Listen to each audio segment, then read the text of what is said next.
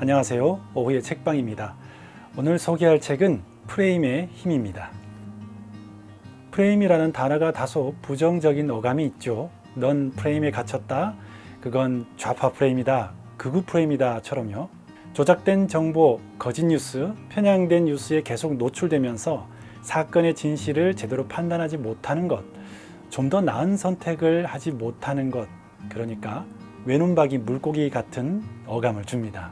그런데 이 책에서 말하는 프레임이란 모든 중요한 선택의 순간 나와 다른 사람, 문제의 맥락을 제대로 파악해서 가장 최선의 선택지를 뽑을 수 있게 해주는 인간의 고유한 능력을 말합니다. 프레임에 갇히는 것이 아니라 세상을 보는 인식의 틀, 사고의 틀을 제대로 사용해서 나의 일상의 여러 문제들에서부터 우리 인류가 겪고 있는 난제들을 해결할 수 있는 것이죠. 이렇게 프레임, 사고의 틀을 자유자재로 다루는 자기 생각의 주인을 프레임을 만드는 사람이란 뜻에서 프레이머라고 부릅니다.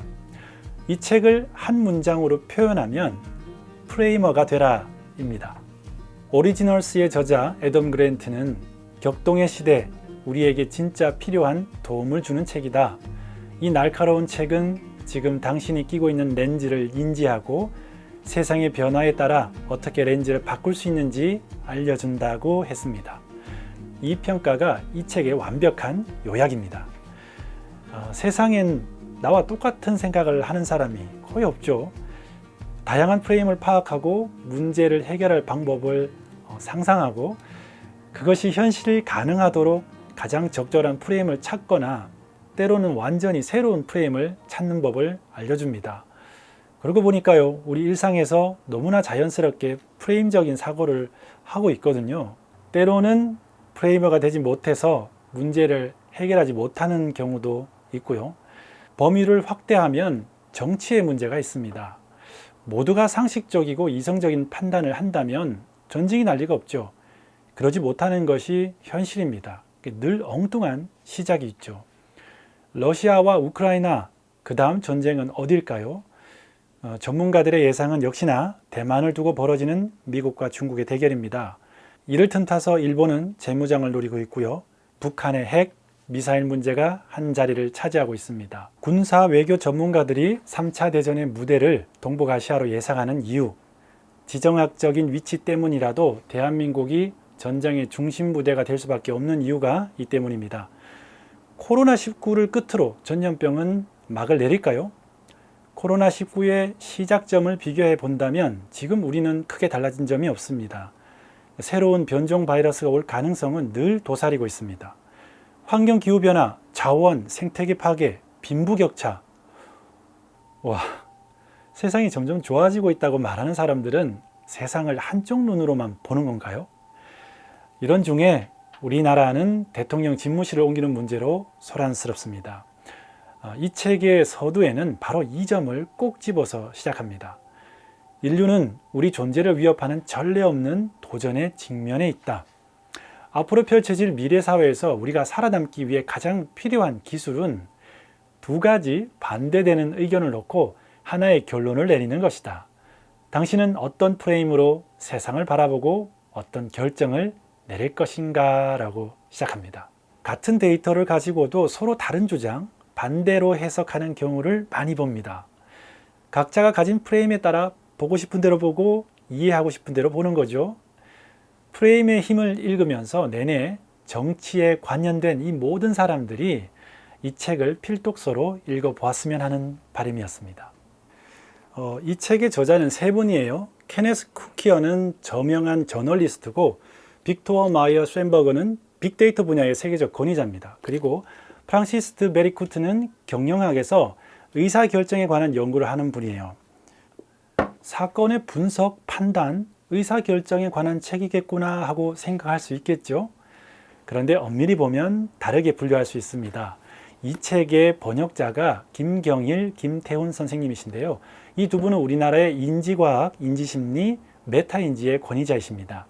누구나 TV에서 한 번쯤 본 적 있는 유명한 분들이죠. 사실 책의 저자에 대해서는 잘 모르잖아요. 그런데 이 두 분이 번역한 책이라면 대단한 책일 것 같은데 라는 믿음이 생겨요. 어떻게 시간을 쪼개서 이 책의 번역을 하셨을까 궁금했어요. 그래서 문의를 해보니 출판사에서 직접 인지심리학의 대가인 이 두 분께 번역을 부탁드렸다고 합니다. 전 최고의 선택이라는 생각이 들었어요. 이 책의 모든 논의들은 인간의 인지, 메타인지라는 토대 위에서 펼쳐나가기 때문이에요. 엄밀히 보면 이 책은 인지과학, 인지심리학 분야의 책입니다. 책에서 반복해서 언급되는 주요 개념을 설명해 볼게요. 프레이머가 있습니다. 우리에겐 낯선 용어인데 미국은 교과서에 등장하는 아주 익숙한 말이라고 해요. 미국의 건국 시기에 법률을 정했던 사람들을 가리키는 말이라고 합니다. 법, 제도도 일종의 프레임이라고 해요. 이 책에서 프레이머는 자기 생각의 주인이 되어서 프레임을 자유자재로 선택하고 바꾸고 또 새로운 프레임을 만들 수 있는 사람을 뜻합니다. 두 번째는 심성 모형입니다. 심성 모형이란 우리 각자가 경험을 통해서 갖게 되는 사람이나 어떤 관계, 환경, 사물에 대한 어떤 모형입니다. 그러니 사람마다, 문화마다 다를 수 있죠. 엄마를 떠올릴 때 그 심상이 모든 사람이 다 똑같을 수는 없습니다. 사람은 이 심성 모형으로 세상을 이해하고 상황이 어떻게 전개될지 예측하고 주변 상황을 이해합니다. 그리고 메타인지인데요.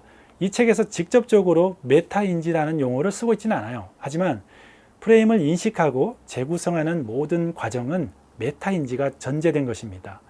메타인지는 공부법, 학습법에서 자주 설명하고 있어서 익숙하실 텐데요. 인식에 대한 인식, 생각에 대한 생각, 그러다 보니까 소크라테스가 한 말이 딱 떠오르죠. 나는 단 한 가지 사실만은 분명히 알고 있는데 그건 내가 아무것도 알지 못한다는 사실이라네. 책은 전체 9장으로 되어 있는데요. 1장 결정은 이 책의 총론에 해당됩니다. 인지 능력이 다른 생명체나 인공지능이 갖지 못하는 인간 고유한 능력임을 설명하고 이 책 전반의 주제를 다룹니다. 책을 다 읽고 나서 좀 요약해서 보고 싶을 때는 일부를 보면 좋겠습니다. 2장은 프레임 형성의 개념을 설명하고 프레임 형성의 중요한 세 가지 요소인 인과성, 조건부적 사고, 제약 조건을 각각 3장, 4장, 5장에서 상세히 다룹니다. 인과성이란 원인과 결과를 추론하는 능력입니다. 조건부적 사고는 what if, 만약 뭐뭐라면 어떨까 상상할 수 있는 능력을 말하는 것이죠. 제약 조건은 상상이 공상이나 망상이 아닌 현실 가능한 대안이 될 수 있도록 하는 제약들을 말합니다. 디자이너들이 제일 싫어하는 말이 있죠. 알아서 해주세요 라는 말입니다. 사막에서 길을 잃지 않으려면 최소한 이쪽과 이쪽은 가면 안 됩니다 라고 하는 표지판이 있으면 좋겠죠. 아무런 제약이 없는 상태라면 좋은 것이 아니라 모든 상황을 다 검토해야 되는 막연한 것이 되어버립니다. 사람은 굳이 검토하지 않아도 될 상황은 과감하게 제외해버립니다.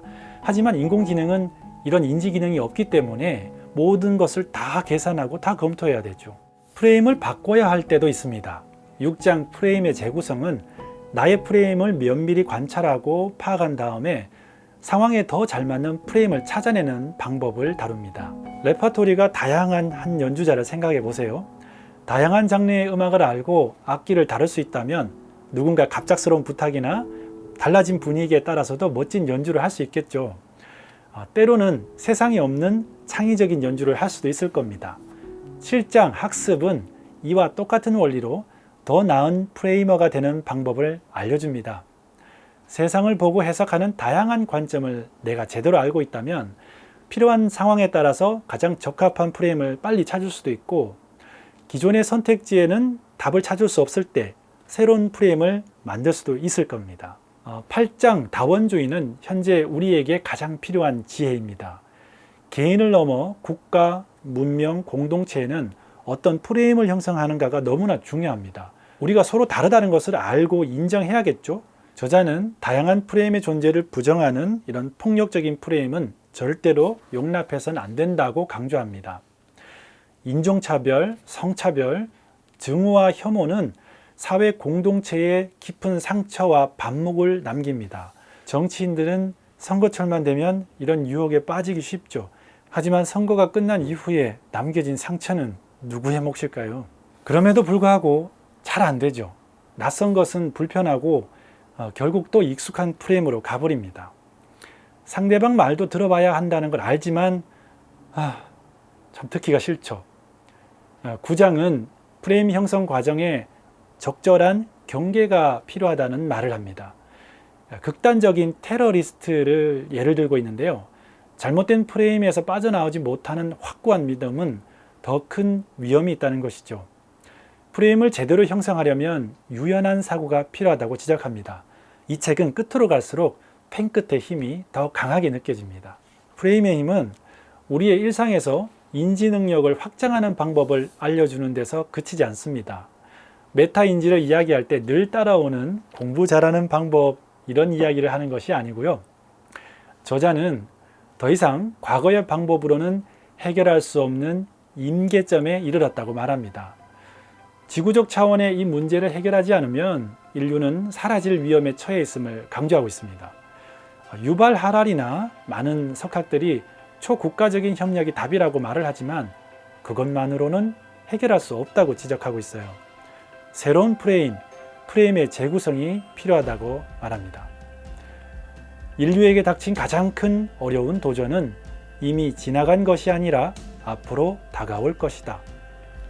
그런데 문제를 외면한다면 어떻게 문제를 해결할 수 있겠는가? 신이 내려와 방법을 알려준들 사람이 그것을 행하지 않으면 무슨 소용이 있는가? 문제를 알아도 결정하고 행동하지 않는다면 어떻게 해결할 수 있는가? 결국 그 끝엔 인간의 선택과 판단과 결정이 달려 있다는 것이고 그 특별한 능력이 우리 인간에게 있다고 저자는 말합니다. 새로운 프레임으로 전환할 수 있는 인간의 유연한 인지 능력이 바로 그것이죠.